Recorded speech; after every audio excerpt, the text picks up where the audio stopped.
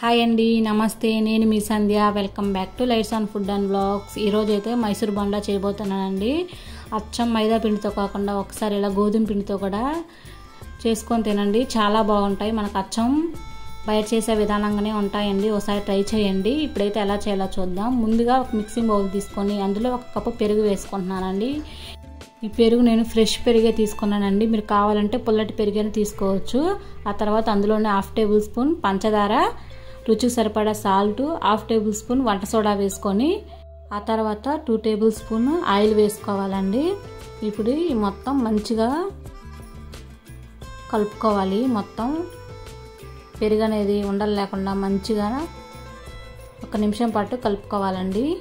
ఇలా కలుపుకున్నాక ఇప్పుడు ఇందులో 1 కప్పు మైదా పిండి అయితే వేసుకుంటున్నాను, 1 కప్పు గోధుమ పిండి వేసుకుంటున్నాను. మీరు ఈ ప్లేస్లో 2 కప్పులు మైదా పిండి అయినా వేసుకోవచ్చు, లేదంటే 2 కప్పులు గోధుమ పిండితో అయినా చేసుకోవచ్చు అండి. నేను 1 కప్పు మైదా పిండి 1 కప్పు గోధుమ పిండితో చేస్తున్నాను. ఇవి కూడా చాలా బాగుంటాయి. ఆ తర్వాత ఇవి మంచిగా కలుపుకోవాలి. ఇలా కలుపుకున్నాక కొద్దిగా వాటర్ పోసుకుంటూ పిండి అనేది మంచిగా స్మూత్గా కలుపుకోవాలి. చూడండి, ఇలా కలుపుకుంటే సరిపోతుంది. ఇప్పుడు ఇందులో 1/2 టేబుల్ స్పూన్ జీలకర్ర వేసుకొని కలుపుకోవాలి. ఇలా కలుపుకొని మూత పెట్టి ఒక 2 గంటల పాటు పక్కన పెట్టుకోవాలండి. ఇప్పుడు మైసూర్ బోండాలోకి చట్నీని అయితే ప్రిపేర్ చేసుకుందామండి. ముందుగా ఒక కళాయి పెట్టుకొని అందులో 1 కప్పు పల్లీలు వేసుకొని పల్లీలు అనేది మంచిగా మీడియం ఫ్లేమ్ మీద ఫ్రై చేసుకోవాలి.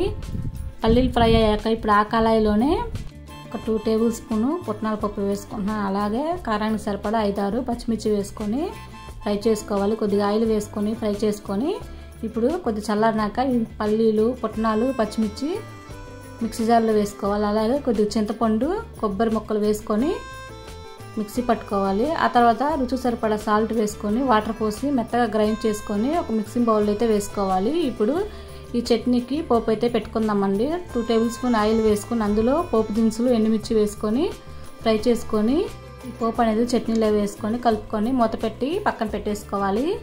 ఇప్పుడు స్టవ్ ఆన్ చేసి కళాయి పెట్టుకొని డీప్ ఫ్రైకి సరిపడా ఆయిల్ వేసుకొని ఆయిల్ హీట్ అవుతుండగా ఈ పిండిని ఒకసారి మంచిగా కలుపుకోవాలి. ఇలా కలుపుకున్నాక ఇప్పుడు ఈ పిండి అనేది కొద్దిగా పిండి తీసుకొని ఇప్పుడు ఆయిల్లో బోండాల్లాగా వేసుకోవాలండి. ఆయిల్ కూడా హీట్ అయిపోయింది. ఒక్కొక్కటిగా ఆయిల్లో వేసుకోవాలండి. ఆయిల్ అనేది మంచిగా కాగాక ఆయిల్ అనేది మీడియం ఫ్లేమ్లో పెట్టుకొని ఈ బోండాలు అనేది ఫ్రై చేసుకోవాలండి. అప్పుడే బోండాలు అనేది మంచిగా ఫ్రై అవుతాయి, లేదంటే పిండిగా ఉంటాయి. చూడండి, మనకు అచ్చం బయట చేసే విధానంగానే బోండాలు అనేది మంచిగా పొంగుతూ వచ్చాయి. ఇప్పుడు వీటిని మంచిగా ఆయిల్లో ఫ్రై చేసుకుని 2 వైపులా ఎర్రగా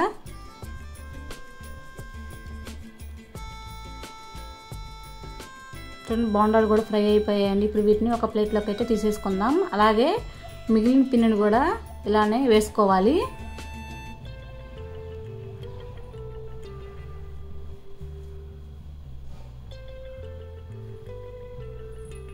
మైసూర్ బోండాలు అనేది చాలా చక్కగా వచ్చాయండి. మీరు కూడా ఒకసారి ట్రై చేయండి, చాలా బాగుంటాయి.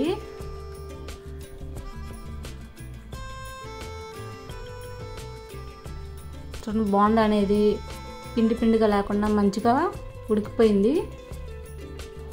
మీరు కూడా ఒకసారి ట్రై చేసి ఎలా ఉన్నాయో కింద కామెంట్ చేయండి. అలాగే మా వీడియోస్ కనుక మీకు నచ్చినట్లయితే please do like, share and subscribe చేసుకోండి.